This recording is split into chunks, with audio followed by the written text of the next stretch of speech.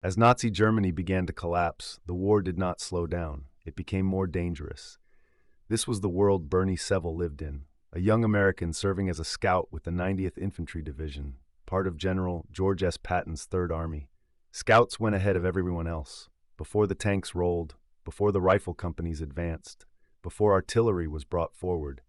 Scouts moved first, quietly, alone or in pairs, probing roads, villages, and hedgerows for German forces that still fought hard despite the Reich's crumbling collapse. For Bernie Sevel, each day began with uncertainty. He advanced through shattered French and German countryside where enemy lines were no longer clear. German units were retreating, regrouping, or hiding, turning every crossroads, farmhouse, and tree line into potential ambush sites. The scout's task was brutal in its simplicity. Find the enemy, do not be seen. Survive long enough to report back. Operating under Patton's relentless advance, the 90th Infantry Division pushed through France, across rivers, and deep into Germany. The speed of movement often outpaced maps and intelligence. Roads thought to be clear suddenly erupted in machine gun fire. That's where scouts paid the price. Sevel crawled forward through fields still littered with bodies from earlier fighting. At night, he listened, counting footsteps, engines, and whispered German voices. A single mistake meant instant death or capture. There were no medals for spotting a hidden enemy position, only survival. As the Third Army surged eastward, resistance became unpredictable. Some German units surrendered instantly.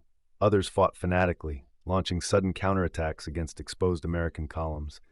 Scouts like Sevel absorbed the first shock.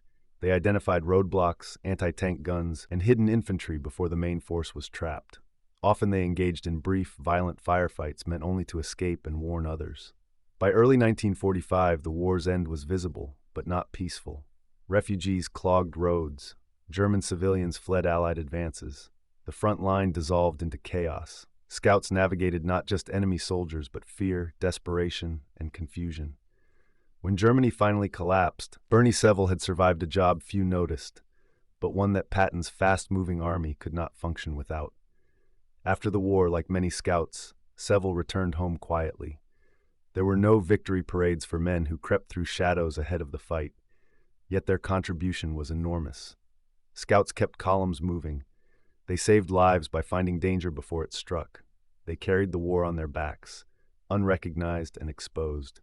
Bernie Sevel was one of many, but his experience reminds us that Patton's thunderous advances depended on men who moved silently, unseen, and unprotected.